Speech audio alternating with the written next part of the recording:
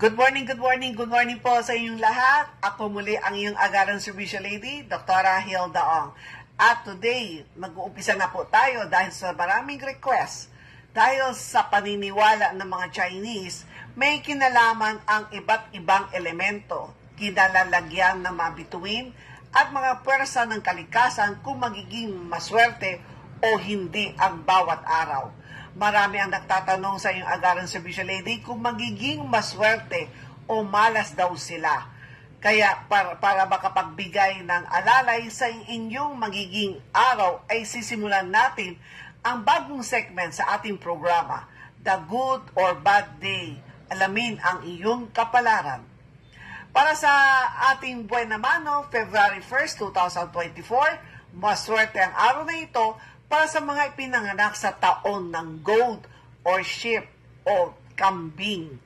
Okay ang pagpirma ng anuman kontrata, pagsasaayos ng bahay o maging paglipat bahay, pagbubukas ng negosyo, pagbibiyahe, pagpunta sa mga libingan, at pag-usal ng panalangin para sa tagumpay at pagsasagawa ng alay sa mga puon.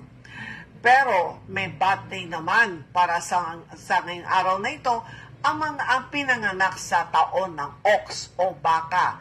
Ibig sabihin, bawal din sila ngayong araw, hindi maganda para sa kanila ang pagsasaayos ng bahay, paglilipat ng bahay, pagbubukas ng negosyo, o yung ribbon cutting po ba, mga blessing, hindi po pwede yan sa mga pinanganak sa Year of the Ox o Baka.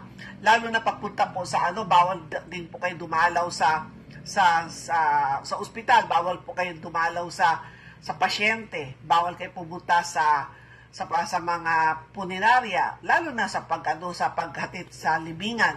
Yan po, mga bawal po yan sa mga ox. And then, yung mga hindi ko nabanggit na mga zodiac sign o animal sign, ibig sabihin, today is also your good day. Pero the best day today is sa mga pinanganak sa Year of the Goat or Year ng kambing po, yung kambing.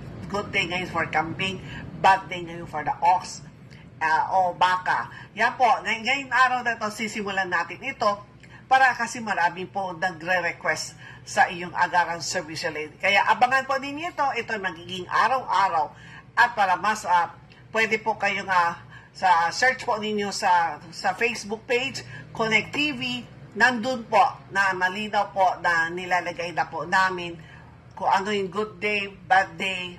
Ito yung gabi po yan, mag-upload po kami kung ano po yun para sa kinaumagahan para alam na ninyo the day before na okay ba ako na pumunta sa pwede ba ako dumalaw sa kaibigan o okay lang po ba ako mag-sign ng kontrata o mag-propose ng negosyo. Yan po ang lagi niyong panoorin po. Kaya muli po, ako si Dr. Hilda Ong, ang iyong Agaran Servisyo Lady na magbibigay po ng guide lamang po